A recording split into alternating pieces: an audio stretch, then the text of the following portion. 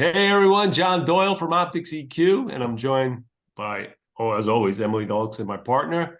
But we got a new special guest, Chris Addo, and his guy, Emily. When we talk about passion for racing and handicapping, this guy fits the bill, right? There's very few people. I listen to people and they do their analysis and stuff, but not with the gusto and passion that Chris does. He's been doing the spot plays on Optix site for Delmar this whole racing season during Delmar. And it's been terrific working with him. First time guest on our video. So welcome, Chris.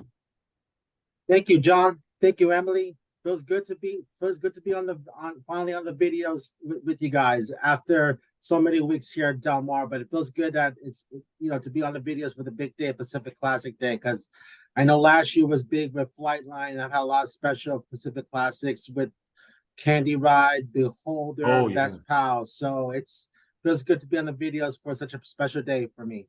Cool. And we're going to dive into the Pacific Classic, and then we'll go back and look at, because there's some other great racing, other graded stakes races on that day. So hopefully we'll cover as much as we can. The Optix way. Yep. And we're going to start with the Pacific Classic. We got the plot up there. And Emily, what's your assessment looking at the plot? What do you think? How do you interpret this thing if you're an Optix? Well, it's kind of a weird one, right? Because it has that green plot fit, so you'd assess that it would be kind of reliable, but then we don't have a lot of surface distance data, and there is some surface distance data on some of those horses, but it's going back a few years, so I think that's why it's more reliable on standard. But it's really a race that I don't think you can necessarily upgrade or downgrade any type of runner from a pace standpoint. I think there's obviously the one E, which is the 9, and so there could be a scenario where that horse wires the field, but there's also a scenario where those 4 horses that are right next to him are pushing that pace and keeping it honest with the Sun contention, and any of the horses in here could get a trip from there. So I think there's a couple different ways to go from a pace standpoint, but one of the things I wanted to just kind of touch on overall handicapping this race is one of the things that Chris said was, like, there's been so many great Pacific Classics and so many great horses, and going back to Flightline, and I don't think we have a Flightline in this race or any horse that particularly stands out. And so from a playing standpoint, from a handicapping standpoint, you can try to get creative because there's no real looking at this plot horse to beat, in my opinion. Yeah, agreed. I just so people are new to Optix, you see all these look like little triangles to the right. That means based on current information for surface and distance, we can't plot these horses, so it's not reliable. So I would like, if you're going to focus on a plot to look at, and I agree with Emily's assessment of the plot and interpretation, look at the left-hand side, the standard plot. That's probably the closest thing you have to try to assess the pace of this race. Chris, anything to add about the plot before we dig into the horses? Yeah, when it comes to the plot, I think this is going to be a really tactic type of race, only because then when you take a look at the morning line favorite, Go Rocket Ride, and it's Mike Smith from the rail, he's not going to rate. He's going to go from the inside to gain that valuable position. And then when you look at other horses with the E or the EP RPM, you can see that, as Emily said, even if Go Rocket Ride goes, their pace could be very contentious with both the 3, the 5, and the 7 and the 9 being on top of the pace, or if not within 2 lengths of that pace. So it could be where, like we said, like you saw last year with Flightline, he was able to just overhaul an outclassed speed horse in the front end. But then there's no horse of the Flightline in this race. So there's a good possibility of horses that are going to be coming from off the pace that could surprise in this year's Pacific Classic. Yeah, interesting, because I don't remember. I don't know all the Pacific Classics, but I don't remember too many 3-year-olds running this race in recent memory. And we have 2 in this race: Go Rocket Ride and Arabian Night. Could be kind of a little bit of the state of the handicap division. So interesting to follow. I think the 3-year-olds are going to play a big role in the Breeders' Cup Classic this year, because it just doesn't seem like a strong bunch, and it's interesting to see. I don't know. I don't just remember 3-year-olds running in this race at recent memory, but I could be wrong. Okay, so let's dig in. Let's start with the favorite, guys. Mhm. So let's assess the 1 and then the 9. I think because they're going to be close. I'm thinking the 9 is going to be the favorite, though. That's my opinion. Emily, what do you think about who do you think is going to be the favorite in this race? Well, I think so too. Well, I mean, maybe there's a scenario where defunded is, but between the 2 3-year-olds, you think these two kind of on the improve. But I think it will be close. Maybe the 9 ends up being a little bit shorter just because it's Baffert and from a speed factor. And I don't disagree with Chris necessarily in terms of the tactics for Go Rocket Ride, but I don't think that this horse is quick enough to duel with Arabian Night. If that horse, they kind of tried to raid a little bit in the Haskell, and I think that didn't work out in their favor. So I think they're going to be in full send mode, especially from the outside.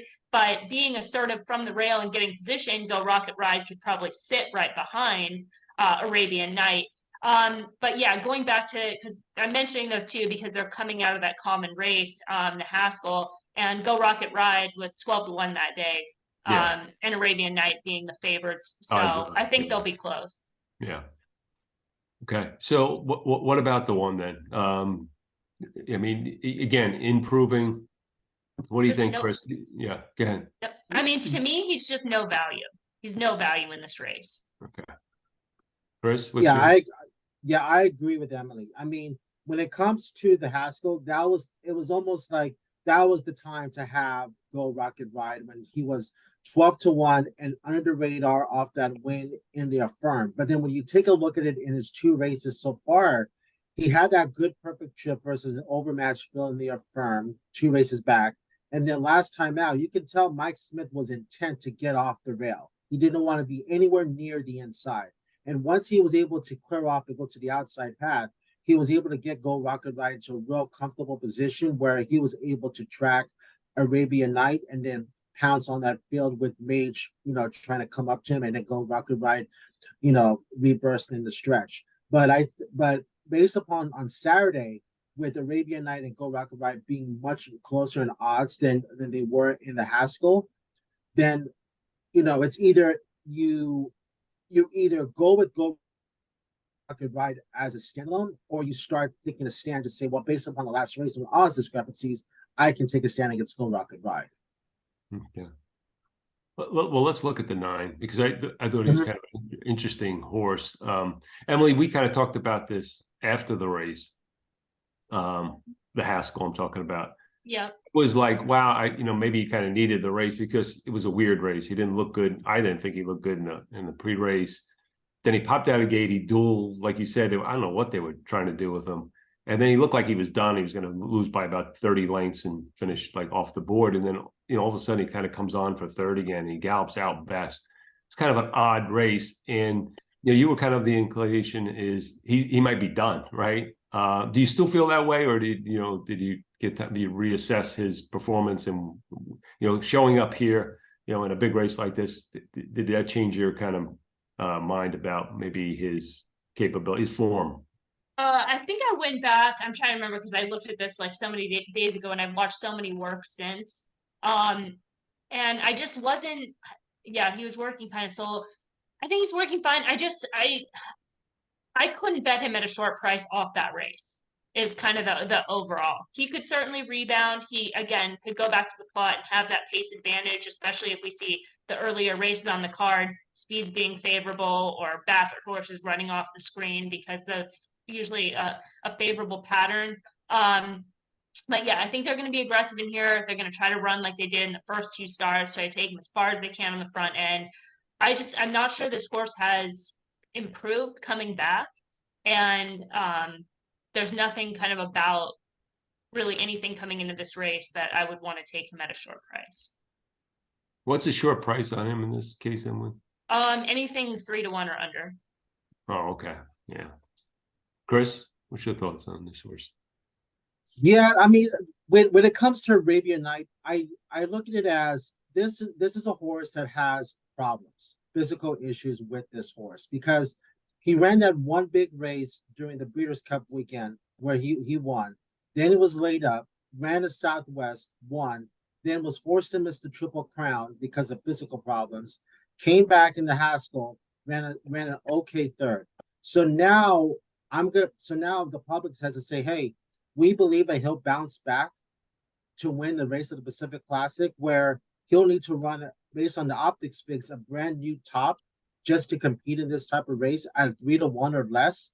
No, and plus he's gonna have to go and then probably run faster than he's ever run before early, because he's been able to make remember, in the Southwest, no one challenged him for the early lead. It was a sloppy track that day. He was able to just cater along on an uncontested lead through moderate fractions. And now today he has to go a lot faster versus older. And who's to say that the funded won't be able to bounce back and then challenge him for their lead, who showed speed in the Hollywood Go Cup. So I think that Arabian Night is one of those horses where, if Price will be the dictator, but just based on handicapping principles, just looking on the plot and as well as his Optix notes, he's a throw-out for me. Yeah, what would be like the fair odds for him, Chris, where you would consider maybe reconsidering him?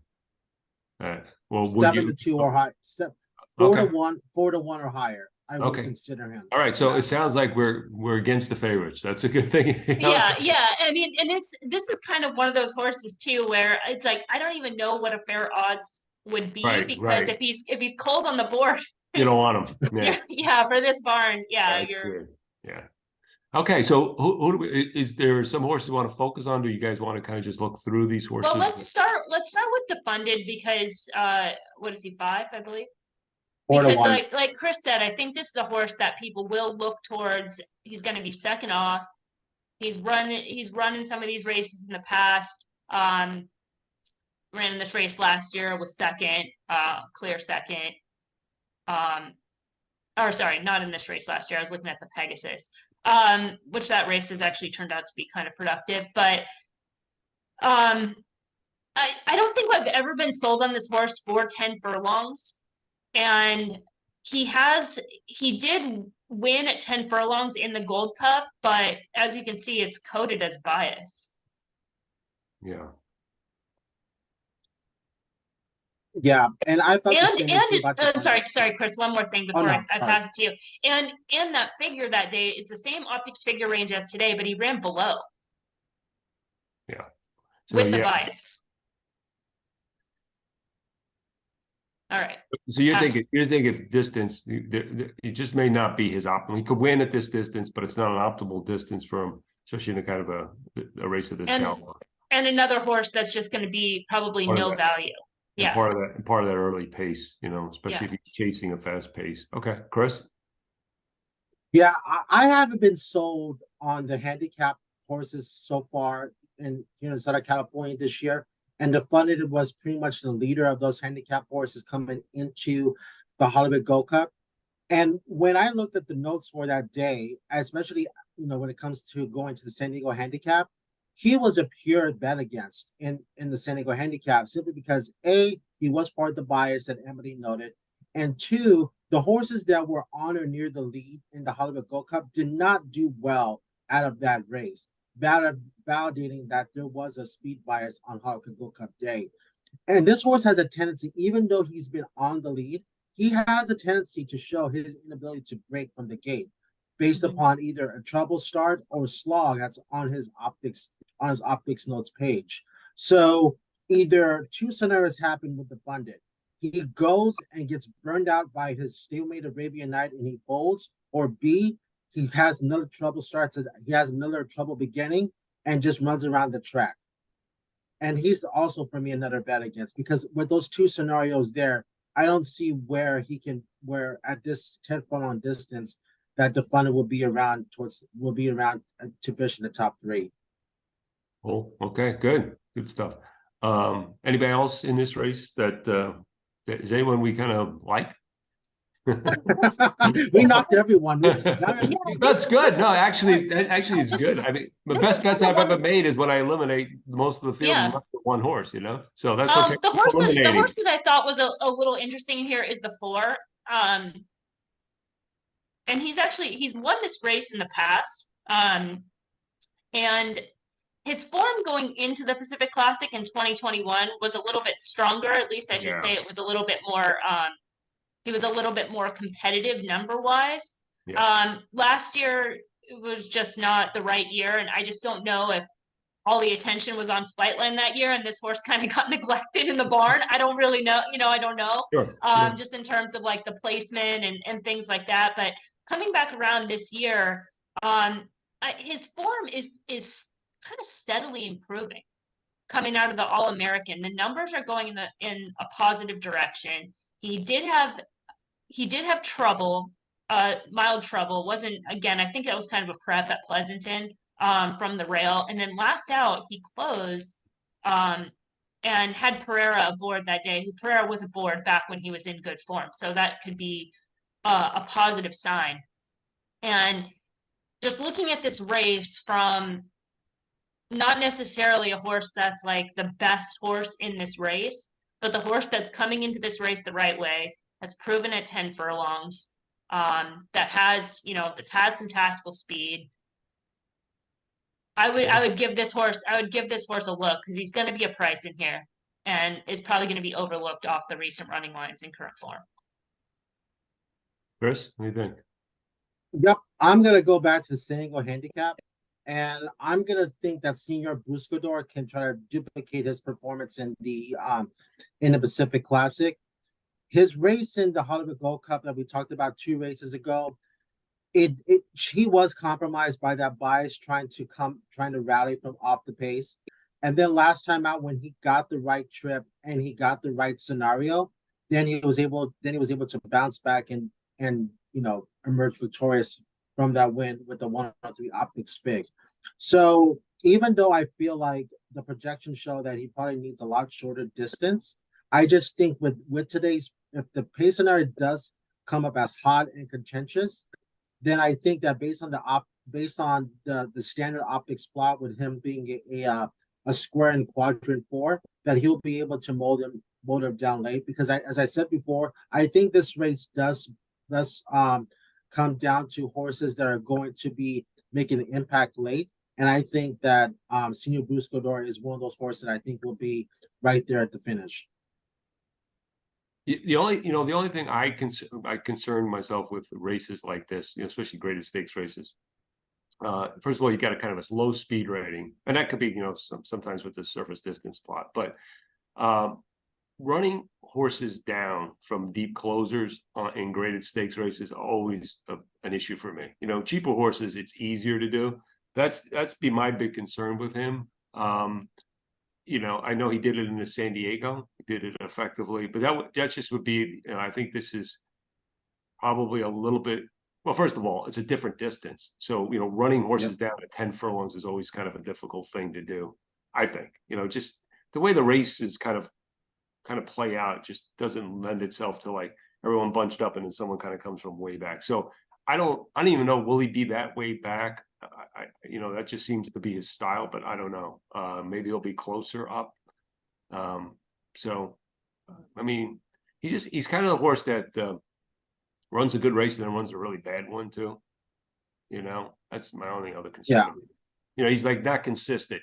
To me, it's either you're going to put him probably in the win end or you're going to leave him out completely.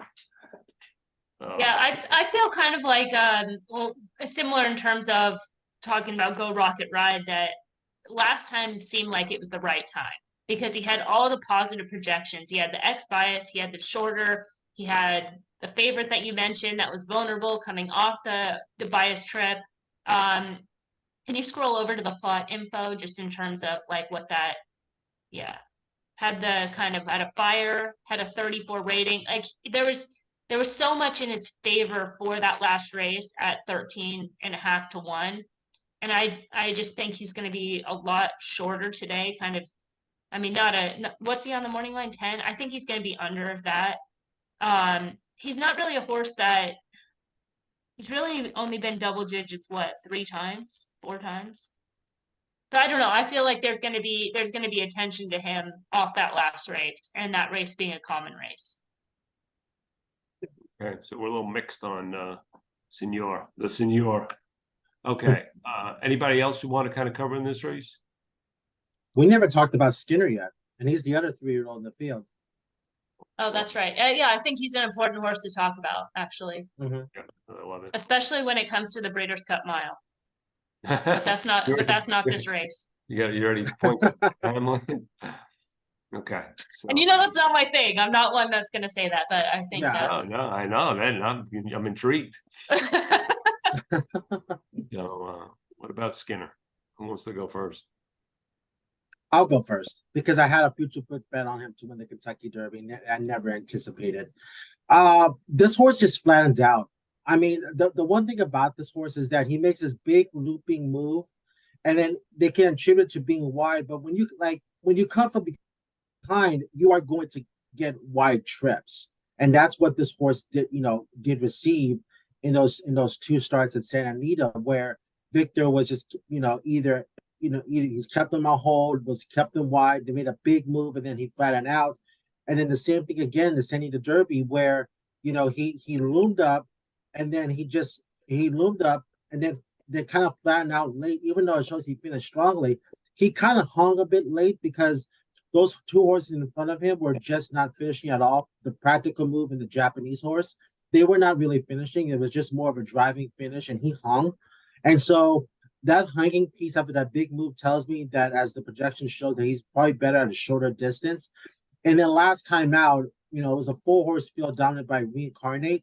So I can understand where Emily comes from when she says the Breeders' Cup Dirt Mile, because he will be a perfect fit in the Dirt Mile. I don't think the 1.25 miles today in the Pacific Classic, even though there are some people who think that because he's the son of Curlin out of a Malibu Moon Mare that he'll do well, but the mare was all short. So he's telling you. This is Yeah, I know we're all saying video. that because it's like you're totally right. That's what people are gonna think, and like that's what people were saying in the conversation going into the Derby before he was scratched. That like, oh, the pedigree to carry him all day, and it's like, look at his races. He's telling you what he wants to do. He's an extremely talented horse. Like he's been able to compete in those races, like finishing the blanket in the wire in the Santa Anita Derby and in those 9 furlong races. And his talent could even carry him in this race, but it's ideally not the distance. And watching him train, watching him work out, he's very much not a classic type build horse. I think the other thing is I think the rider change is significant again. I think having Espinoza off made sense, that rider change, but the fact that Smith doesn't stick with this horse after not really doing anything wrong, and wasn't Smith going to ride him in the Derby too?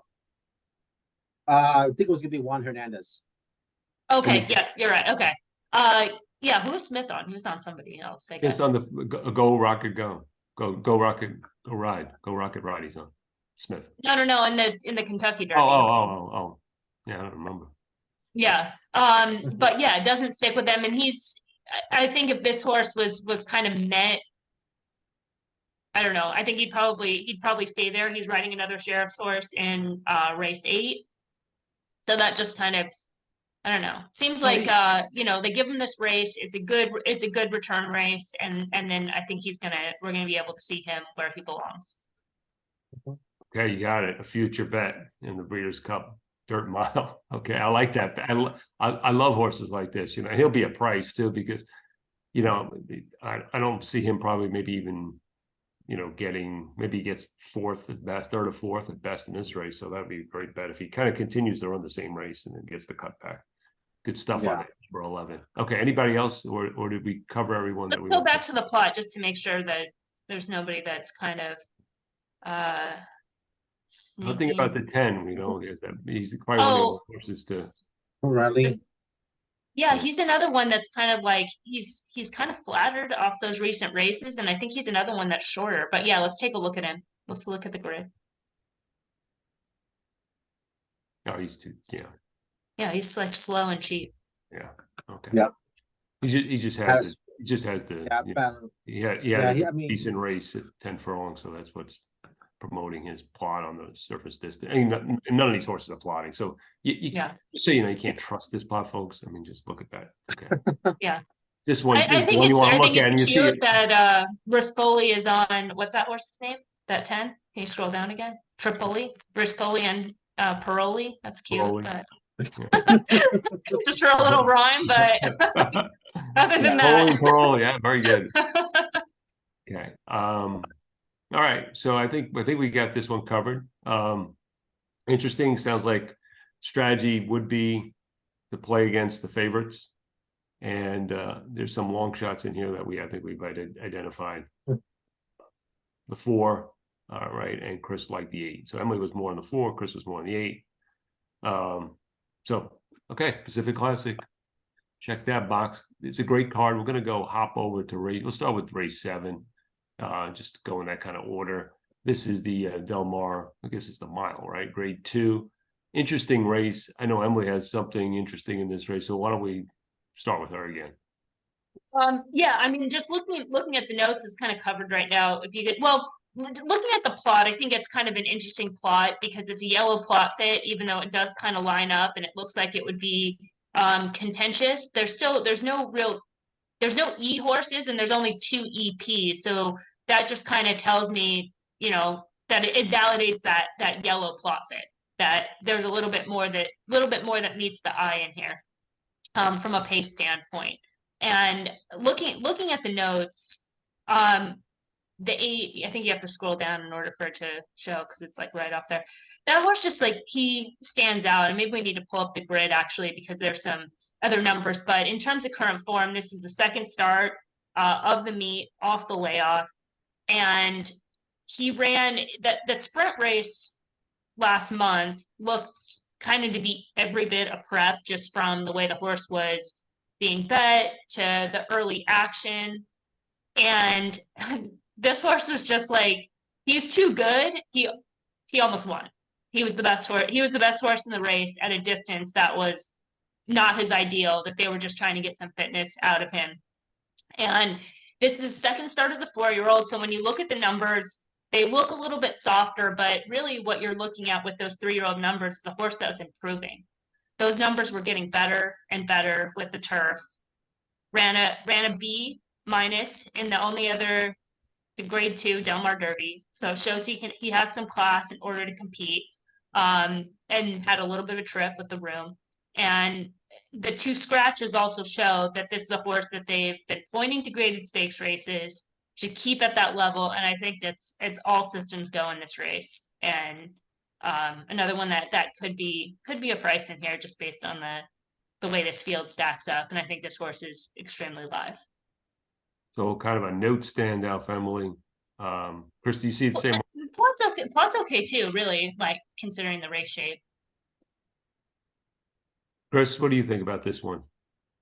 No, I think that one has got a great chance. The only negative, I think Victor is riding that horse, right? Yes. Yeah, that's my only negative on that horse. Well, It's just that he rode him last out. no, it's just that he tends to lose ground with horses that on the turf course, and I would prefer that if a horse like him can at least get not in the 2 or 3 path, not in the 3 path going, but at least get into the 2 path going to that first turn, because there will be speed that will develop in front of him. So if he can let the field just space out because the speed in front of him will go, then if he could just tuck into a 2 wide chip somewhere like around the quadrant 2 area, like in mid path, he's got a great chance to win. And that race in the Delmar Derby, remember, that was a slow pace that day. And slow down Andy was able to get away with a very moderate to slow pace and go gate to wire. And so if you take that race out because of the slow pace, and then with the prep in his last start, then War at Sea is a great alternative to a horse who I think has been an Exalted, who has been flattered by race scenario, trips, and tactics. Who was flattered by that, Chris? Oh, the favorite, Exalted. Oh, okay. Yeah. Okay. Let's look at Exalted. Well, I mean, before I go do that, one thing I wanted to kind of just point out when you kind of handicap these races, and sometimes with the grid, this is kind of a thing I do. I think it's useful. First of all, I like to look at, races kind of like today's surface and distance. Okay. And then what I want to do is because, I think just based on the plot, we're projecting this pace, at least now, I don't know how contentious this is going to be, but it looks like it's going to be fast. You see all these horses above the par line. You see our speed rating is 50. Typically, when you see a number that high, you can expect a fast pace. So I take a race shape as F here, and I just put it in there. And then I kind of just go down the list and see, like, you know, horses that have competed at this surface and distance with a fast race shape. And then you can go like fast. So, you know, that's what we kind of expect to be fast. And, you know, I just kind of take a look and, you know, just looking at the 3, the 4, the 5, and even Emily's 8 here, they look like, and the 1, I guess, these horses have won under a similar kind of condition. And I kind of just kind of look and evaluate those races. But sometimes if I'm like, can a early pace horse handle a fast pace and still win?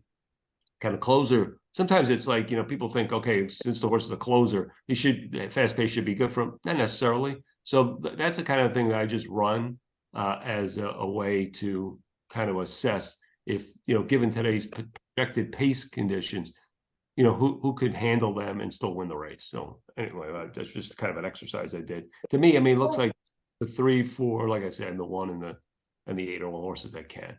And the 5. One of the things that I think might change the race shape a little bit is having the 6 in the race. Because the 6 is a horse that's going to come back off the 210-day layoff. They've been running mostly, or prior to that recent layoff, had been running on the synthetic. There is one turf race going back to 2019, which was kind of a decent race, but I think the scratch from August 26th, that scratch there, it kind of seemed like they were wanting to run in the Pat O'Brien. Yeah. That was like, you know, on the 26th. So that was like last weekend. Okay. Yeah. And it looked like that was the intention for this horse to come back in off the layoff. The reason I'm mentioning that is they might have just entered in this race. Maybe they're going to run, maybe they're going to end up scratching, but that would change that fast pace if this horse doesn't run. Oh, okay. I'm not necessarily, I mean, yeah, I think he's going to add speed to it. I don't necessarily think it's going to completely change it though. Well, I mean, it will change that speed rate for sure. Because look at where he's positioned on the plot. Yeah. Yeah, it'll change it. It'll change it some. Yeah, no doubt. But it'll still be pretty fast. It may be not 50, but it'd be 38, 40. Yeah. And because he's just also one of the other EP type runners, which is why I said I didn't really mind the standard plot of the 8 and keeping the surface distance position of the 8 in mind, because those are 3-year-old races and we're projecting like a move forward, because he has enough tactical speed. I think the point that Chris brought up as far as trip, like you can't be wide on the turf. So that could certainly be his undoing if he doesn't get the right ride. But with some of those horses that are drawn to his inside, and the horses that aren't necessarily like the 9, for example, that horse is like, he's a presser closer. Like I don't know why, I can't really see that horse being like on or near the lead. Well, I mean, he may not be. I mean, he is going to sit off the lead. Yeah, but he could sit outside of 8, right? So if like a 2 and 4 go, yeah. Right? 6 will be forward if he's in. Well, yeah, 6. I would imagine 6 would go. Don't you think? Out of sprints? If they race, yes. I just throwing out that one scenario because I don't think he's meant for this spot at all. Okay, so we'll see. We'll see. Yeah, look at the pace. Yeah, look at the pace scenario there. I know that my belief is that Sumter will probably go from post 2 with that prep underneath his belt. But then you have I'm a Gambler, who also was part of that fast pace in the Wicker Hand, making his second start off the layoff. So you have to believe that I'm a Gambler will be a lot fitter horse. And then you have Visitant that Emily mentioned stretching out. But then that puts in the scenario number 4, Exalted. Because now when you look at Exalted's trip, given the fact that we just talked about with those 3 horses, Exalted could possibly get the pocket trip. Now, is he able to get the pocket trip and still produce the same form in a fast-paced scenario that you mentioned, John? But then you're going to have quality closers that are going to be coming from behind, such as Count Again, who makes his second start and has won the Shoemaker with a similar fast-paced scenario last year. Yeah, it comes down to price, I think. Mhm. The fact that he's, he hasn't run, in 96 days, I think, it kind of start a new form cycle. So, that's another, I would say, negative to him. He's just So also, he's like not very fast. Exactly. I mean, he's not like he's in range for this race, but it's not like he runs. His fastest race is at 96 on the dirt. what about the 3 and the 5? We haven't talked Well, about. the three's going to probably be favored, and Yeah. he's a deep closer. He has all the class. He certainly checks those boxes, but a couple times at a mile it has stretch, and he's actually run. He's fine. He's fine. That's the only knock is the fact that he's gonna be a closer, and I don't know who's riding because Rispoli's probably gonna still be out, or no? We don't know yet. We don't even He's know about today's races. he- What about the 5? He's another closer in this race. What do you guys think about the 5? Second off, a way off. Um, can I go here, Emily? I did have. absolutely. I mean, he is a miler because he did win the Oceanside. He won that sticks at Keeneland, and then he won the San Francisco Mile. I did find some excuses when it comes to his two defeats, both in the Shoemaker Mile where that slow start and he just dropped so far back that he just passed tired horses, and then he didn't get the best of trips, when in a traffic filled trip in the Kilroy. So I can give him that. And his Eddie Reed was okay, considering that, well, not considering, but Diamalo trained the first top 4 finishers. So for Balkanikov, it's like, I'll put it this way: he's the better, the higher price of Count Again, because they both have similar running styles. But then while Count Again's just going to be like in the range of 3-1 or lower, Balkanikov will probably be in the range of 5-1 or better. And they both share the same running style from off the pace. But of the two, one will be higher price, and that's why I would prefer Balkanikov. Very good. Yeah. And the 10 is in the same spot. And he's an honest horse, just doesn't really run those B races, but gets a share. So Maybe underneath that. alternative in a race like this. Yeah. Because I mean, Barrios has been like the regular rider, and Barrios jumps aboard the 5. Okay. All right, very good. I think so. I think Emily strong on the 8 Notes horse, and Chris. I mean, you kind of agree with her on that, but who else you're kind of against Exalted? I think you both. Yeah, big Yeah. time, Yeah, big yeah, time yeah. against Exalted. So, More that turned up of the 5 5 in the closer, potentially price play, and then maybe the 10 underneath because he'll be a price too. Is that Mhm. did sum it up for everyone? Yeah. Yeah, we even talk about Du Jour. He looks like no value also. It's like him and Exalted, they just don't set up for today's race shape, and they're flattered off their recent races. Yeah, they just, there's just no value in either of those horses at the morning line. and he got such a great ride by Juan Hernandez last time out that I felt like, and then take a look at the plot where he was a Q2 square coming into the Wicker handicap, and then today with the race shape here, now he's back as a circle in quadrant 2, which is not exactly the ideal spot. You want to be in a plot here at Delmar this meet. Yeah. Coming into the Wicker, he was yeah. I think it was like a Q, yeah, something around the Q. Yeah, he's like a square right in the middle. Yeah. Mm-hmm. So, again, folks, if you buy Optix, the grid, you double click the grid, you can get some of the plot performances, results, which is cool to have when you're trying to handicap previous races. So trying to do something with try to get this where the kind of last 4, 5, 6 races of a horse, we automatically could just look at it and see the plots and just compare and contrast, but working on that one. Okay. So we're going to move on to race 8 and Torrey Pine. Okay. I stayed at the Torrey Pine Hilton a couple of times. Great place. Uh, so, this race this plot is kind of a little messier, but what's your thoughts, Emily, on the plot? Oh yeah, it's messy. I mean, well, yeah, it's messy, but I do think that it is a tell that the fire rating and the sun and the higher speed rate. So if you're a circle in quadrant 1, you're probably going to be in trouble, but there's not kind of many of those. Just as far as elimination, like the 3, 7, Yeah. 6. Well, you know what? Then the thing is, then it gets tricky because then they're lightly raced types that have some. But yeah, I can't really take much from the plot. Let me back up. Yeah. All right. Chris, anything on that?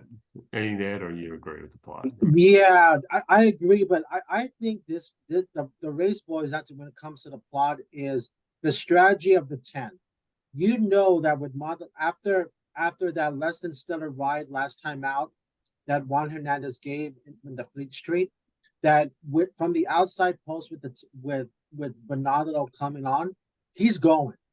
Yeah. And that's why I can understand that if you're that kind of confirms that when you look at that contention as a flyer and that high speed rating, then any horse that's a circle, like Emily said, or even going to be a square with that type of like quadrant 1 with the 10 horse in there, they're going to be compromised because this pace is going to heat up.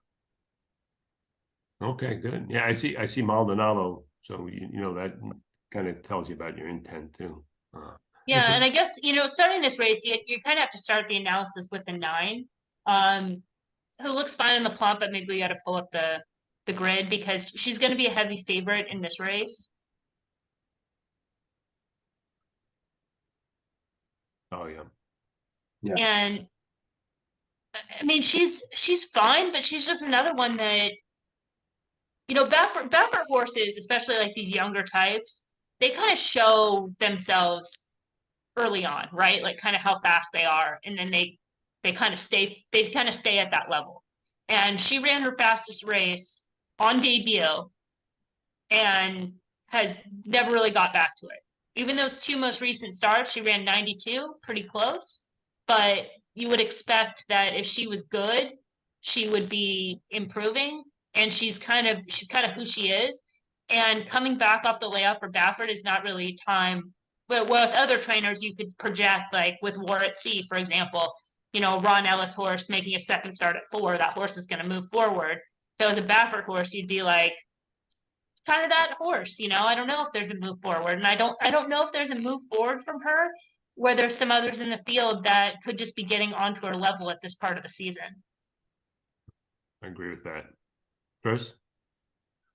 Faza to me has just been like when she's won those races this winter at Santa Anita, she was just what the notes say, perfect. And she was perfect because she had the right setups in small fields to accomplish those goals against subpar 3-year-old fillies. Those 3-year-old fillies now have caught up with her. And I think last time out was a pure indication of what Faza really is, where I like to say is she was exposed. Because even though she was parked wide, she had a relatively clean trip that a Baffert horse should receive in the 3 wide. But then when she made that run, she just completely flattened out late. And I was amazed that she was able to finish 3rd in the Black Eyed Susans off that race. So, she comes back off 160-day layoff in a new form cycle. Is that going to change anything that she's done previously? No. I think that, and in fact, I think even the hot pace will even compromise her because now she has to chase a much faster pace than she's ever been accustomed before. And I just think that with the 3-year-old fillies that have caught up to her, facing a much faster pace scenario and being not that fast and still not improving, that Faza, who's going to be less than 2-1, I believe, to me could be an easy throw out. Okay, great. Negative on a favorite. That's always a beautiful thing. So where do we go next? Who do we like? Let's go back. Can we go back to the plot again? I thought the horses that were interesting in here were 1, 2, 6 and 7, and 4 is one that I think is also worth a mention. So basically, when the opinion being like against the favorite, you start making some cases. So 1, 2, 4, and then 6 and 7 are one. Let's look at those. We can go in numerical order, I guess. Chris, was there another one that you had in the mix? No, the 4 and the 6 were the ones that I want to highlight too. Okay. You know, I think just to get a short price would not be a play at this point, but I do think it's encouraging. This is what I was talking about. Smith's staking a board with her, and I think she's fine for added ground. The way that Victor Espinoza was riding her in those route races where he was trying to use like a 1-run close type and around 2 turns doesn't work out. Other than breaking slow last out, she ran kind of a decent race. Trying to remember what the race shape was. I think it was pretty strong throughout. And and yeah, they went fast, really fast late. And she's able to still close or make that move into the race. I'm not sure what oh yeah, that was the race where there was a long shot winner that stayed on kind of as the best of the speed. So I think it was a pretty good race overall and could take a step forward, benefit from Smith, has been training well. I would give her another look, especially at a price. Yeah. Chris, anything?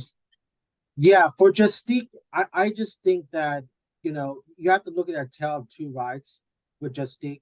You know, with Victor, when he rode her, you gave some questionable rides, as you can see from either the Optic nose or the Tactic minus, and there's 2 starts at Santa Anita.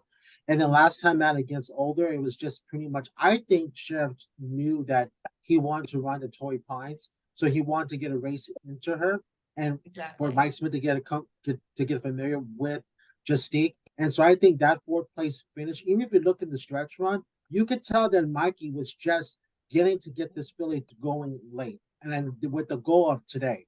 So I think with Justique, it's just about letting her settle at a very comfortable route, at a comfortable spot early, and then making her, you know, letting her make her own run instead of the jockey taking hold of her. Agree. Cool. Yeah, I just want to point out both of you. I mean, you do such a good job of using the notes. I've noticed, like, the way you describe the race, it's all, you know, obviously the notes are a big help in trying to identify the form cycle. So kudos to both of you. And obviously kudos to Emily for putting the notes in. Okay. So number 2, oh, my buddy here, Infinite Diamond. Yeah, it's okay. I really do.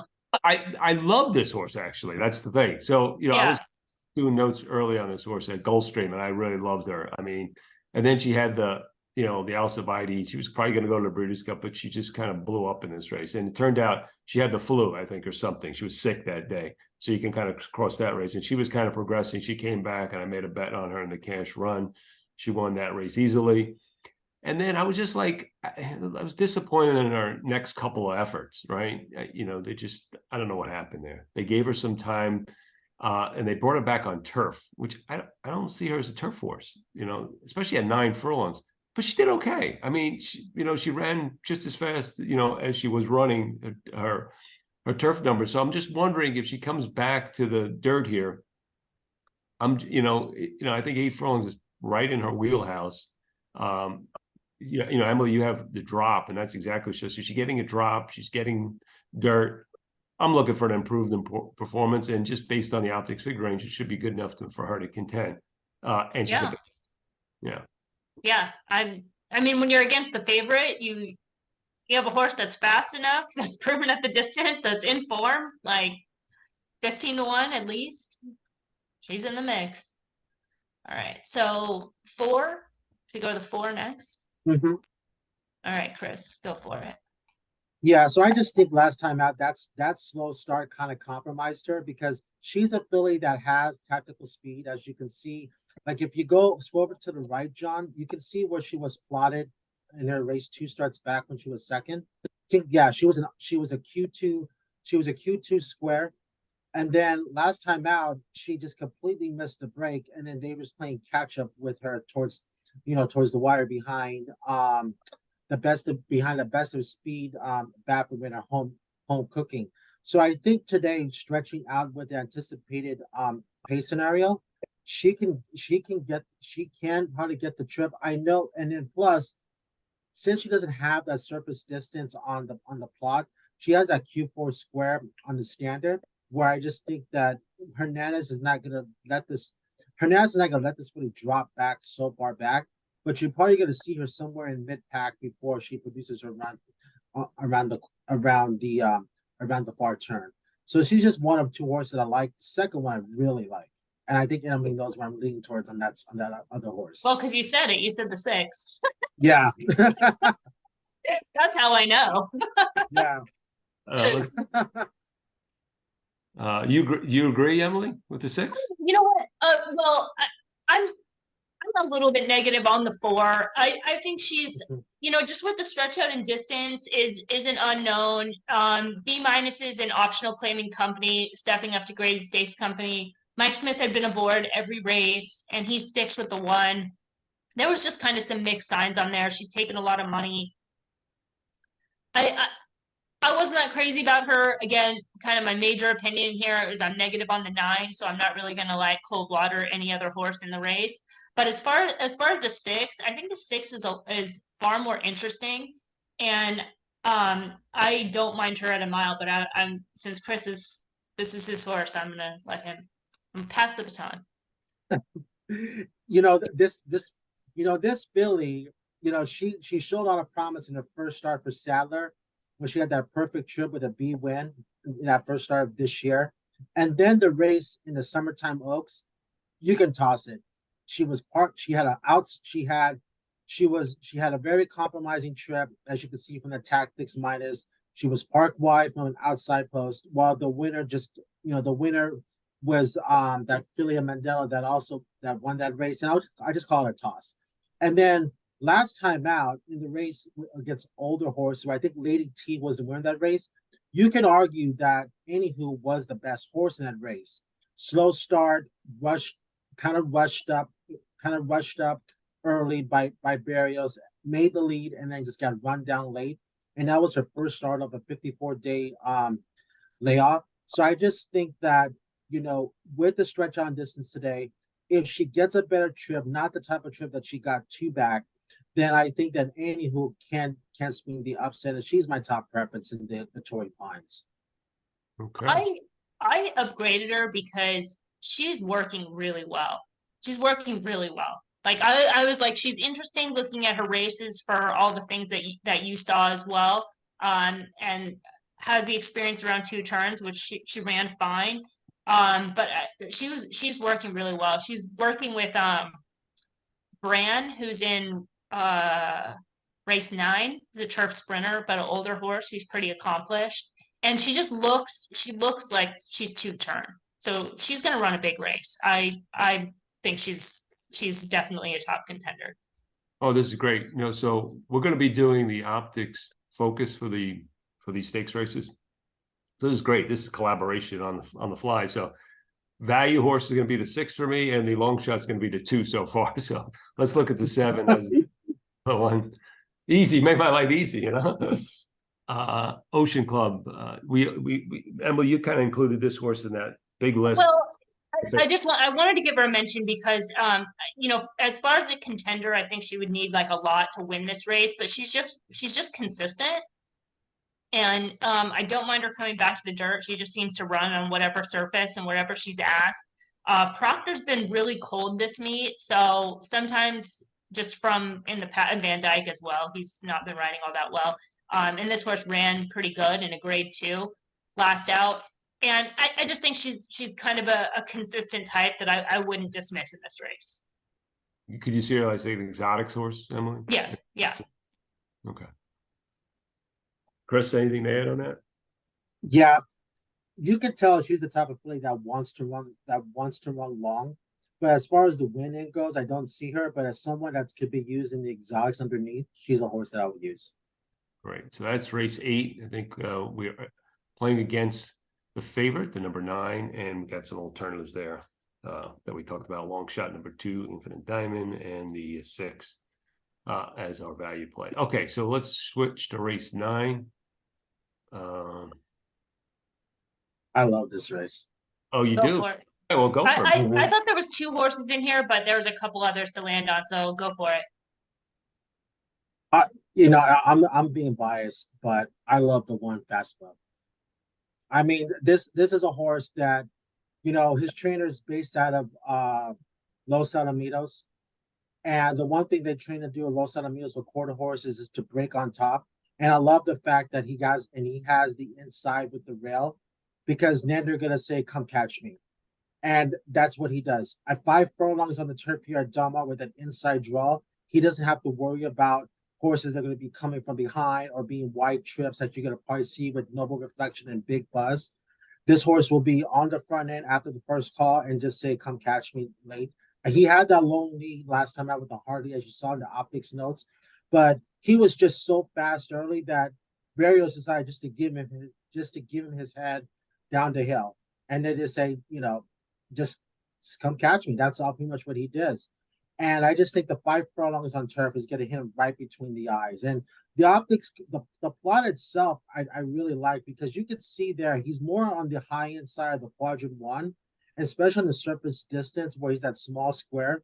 So that tells me that he's pretty much the speed of the speed. And even though they have the 7 and the 13 as both E's, the 13 I think is also eligible. So yeah, so he's an AE. So I think the 1 and the 7 are E's to me in this field.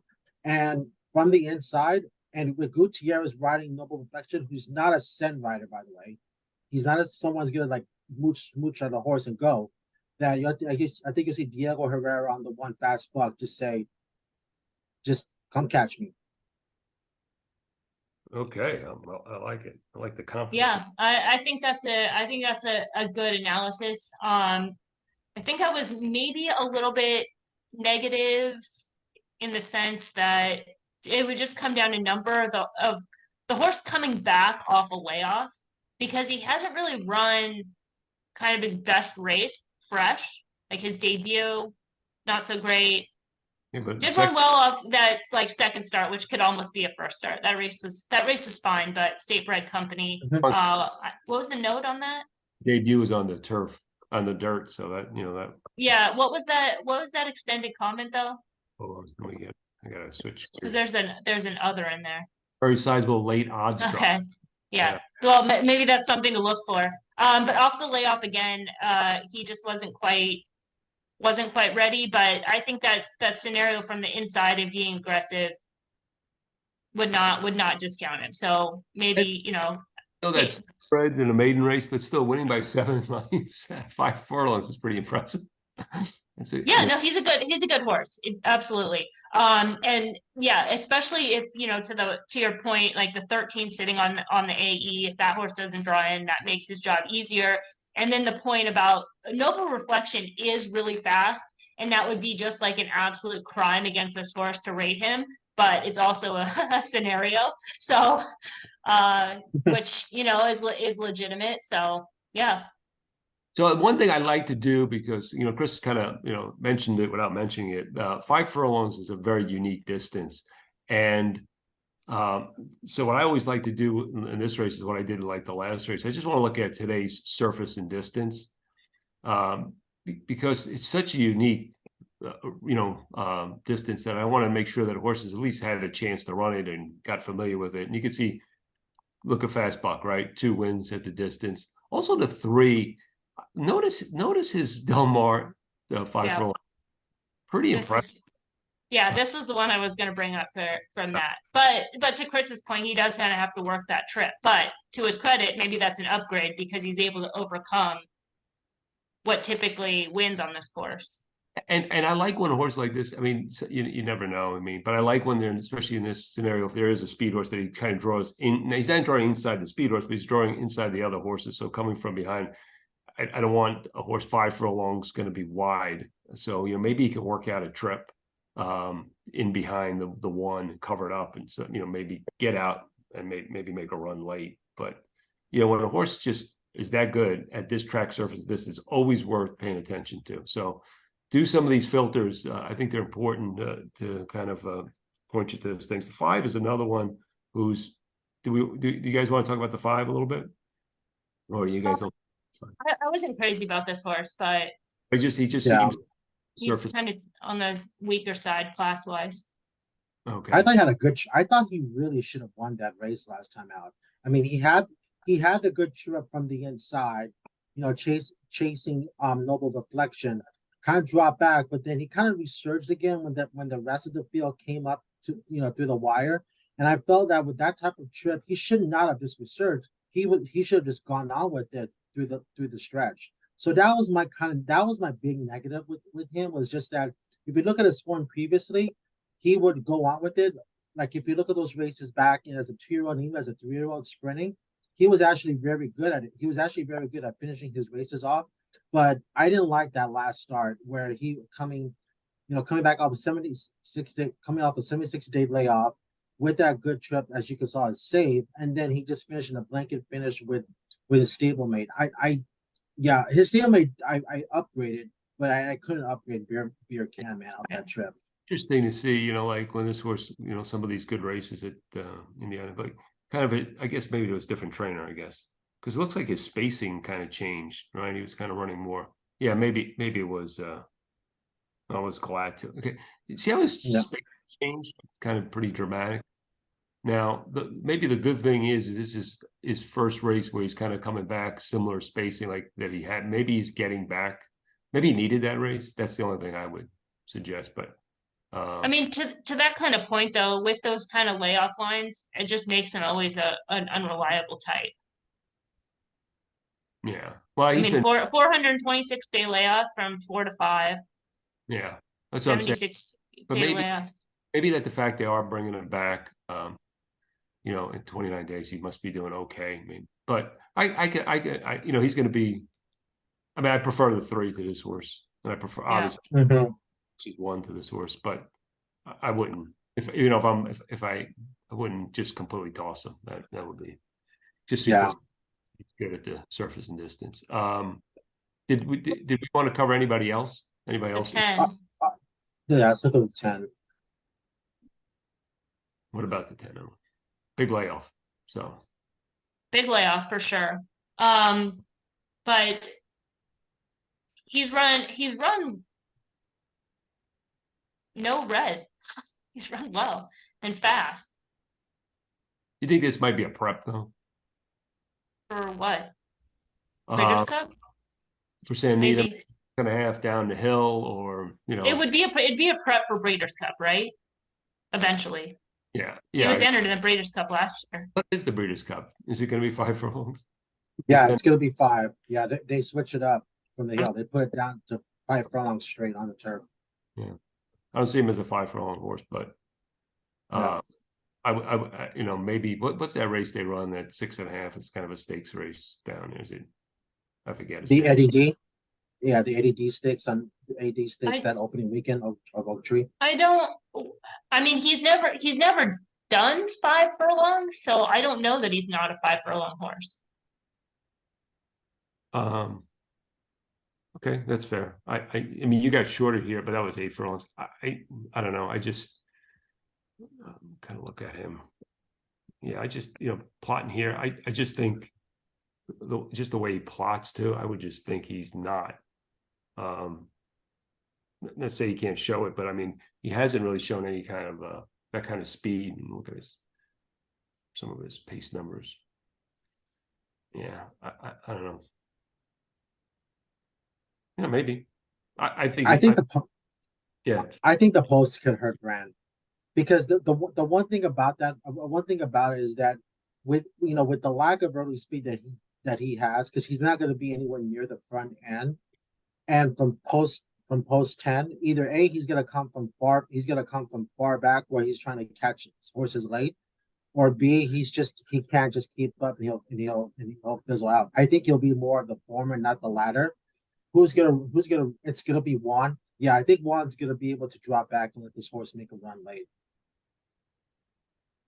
I think we can. When you look at the plot, I think when people purchase Optix, they probably look at the 6 laneway. Yes. Who has that big? Yeah, I think that's gonna be Juan, because one, it's a my racehorse, and that they like to bet their horses down. And the 6, and they also, because big plot on the horse. And the one thing about this horse that I've always been interested in is that I don't think 5 furlongs is his best trip. I think he's I more agree with down that. the I think the 6 furlongs, and I think really down the hill is where he wants to be, because he doesn't have any types. He doesn't, like we talked about with Brand. He doesn't have the type of early speed that's going to be part of it, let alone tactical speed. And so laneway will probably drop far back early. And another thing that Emily mentioned before is the negativity of the number of layoff lines. He comes today off a 216-day layoff. He came off a previous day layoff at 300 and 267. So this is a horse that has not exactly been the soundest racehorse per se. But I just think that because when people look at this plot, they're going to be like, "Oh, it's a big plot," and I'm just like, "Well, when you look at the notes, it's going to be a little more analytical because the distance could be not his friend." Looks like the target to me right there. Yeah. Right. DDD. Mm-hmm. Okay. So I think is anything else? Because I think what we basically said in this race, good race, and Chris thinks there's a possibility we get a value play at fast buck wire to wire. The 3 also looks like a value play to me, and I guess you guys too. You guys I think like the 3 also, and yeah, I think that's what else did we say? I still don't mind the 10. I mean that. You don't mind the 10. Well, yeah. 5-1 is pretty short, but 5-1 is pretty short on that horse. But I'm not like with Laneway. I'm not sold that horse is 5 furlongs because I've seen him do it and he hasn't done it. And Bran ran well at 5.5 at Churchill Downs in a full competitive field. Caravel won that race. So I just think in terms of class, I wouldn't fully discount him, but would want definitely some value. Yeah, and I wouldn't ignore, at least from an exotic standpoint, Beer Can, man. Just seems to relish the. Again, I look for specialists when we're talking about 5 furlongs. That's very important. It's such a unique. Yeah. It's really not a race. I mean, it's just. I mean, it's just Yeah. like. It's like a Los Al. It's like almost like a short. It's a short sprint. That's the way we designate it. Okay, that's that. Go to race 11, right? Because 10 is the. Yeah. That one. This is the final race. Chris, why don't we start with you? What do you think about this race? Oh boy. So this race is just, it's a scramble for me. When I took a look at it, I can't use the surface distance because there's 1, 2, 3, 4, 5 horses that haven't run on the surface distance yet. And when you take a look at the red notation on the plot, pretty much says that there's not many horses trying it, so it's just brand new. And plus, a lot of these semi-marathon distance, it's kind of tough to project with the plot because there's not many horses who have done it before. So I would go back over to the standard the plot here. So the horses that I think will be on or near the lead are the 4 and the 8. Missed the Cut was chasing the pace in the San Diego handicap. And so those, I think he'll be right there. And then you have Azul Coast. So I think Azul Coast will be a part of it. I'm really intrigued by the Mandela runner. If you scroll down a bit. Scroll down. Yeah. Scroll down. It's gonna be, Planetario, who exchanged positions with Awfully Naughty in his 2 starts at Santa Anita, and then merged with choice at San Juan Capistrano, and then last time out, it was tough field in the United Nations handicap. And nothing against Mike Smith, but Mike Smith is not exactly what we call a top elite turf rider. And so now today switches over to Hector Barrios. And I just think that, with the plot and his, especially in that right there in the square, that I just think he can mow down the speed late. Gold Phoenix was gonna be your favorite, kind of, did win the Kilroy Mile and then won last time in the Eddie Reed, and has an affinity for the Delmar turf course. But I just think that those rates, like especially last year, where it wasn't as much as of a I'm not saying that both fields were accomplished, but I just think that Planetario is a more accomplished horse at this type of distance than what Gold Phoenix has faced before in the past. So that's why I'm leaning towards Planetario in the Delmar handicap. Okay. I mean, I look at this race and there's one horse in here and it's the 9. Planet. I mean, look at it, like the plot. Look at the notes. It's like the rider change is significant. Both those B races were with Barrios on the circuit. I will tell you one thing about I mean, the if it's not this horse, it's anybody. yeah. I don't disagree with you guys. I just want to say one thing about United Nations. I don't think that race in general should be a grade one. I just think it's every year, but I'm not, maybe this year was better. I haven't followed. I usually follow Monmouth, but I don't know. That race is usually It doesn't, looking at the names in the field, like Therapist won that race. That's a New York bred. He's got to be like 11, 10 years old. Catnip finished second. I don't think that horse did anything in his next start. I wanted to get you guys' opinion on the 6. Also, horse will probably get played some. Any thoughts on the number 6? Well, Chris just talked about him. He said they just traded places. Oh, okay. I'm sorry, I missed it. He's fine. He would be like he could be the second choice in here, and Planetario getting third choice. Okay. Yeah, I know Phil Diamato's won this race previously in the past, but his entrants in this race to me are just over the top. I mean, Cash Equity needs a drop. Gold Means, as we talked about, hasn't faced horses such as Planetario or Awfully Not in the past. And Kathleen Creek finds shorter and a drop as well. So I don't think that. I think Diamato's run in this race comes to an end on Saturday. Yeah, and I think the other thing about most of these, because I went through, I see a lot of shorters too. So like horses not probably really appropriate for this distance too. You had I guess we got a shorter here on the 1. A lot of shorters. Here's shorter 5. Drops. So all teams seem like class and suitability issues with some of these others, and the 9 doesn't have that, right? So seems like is this a single? To me. Same here.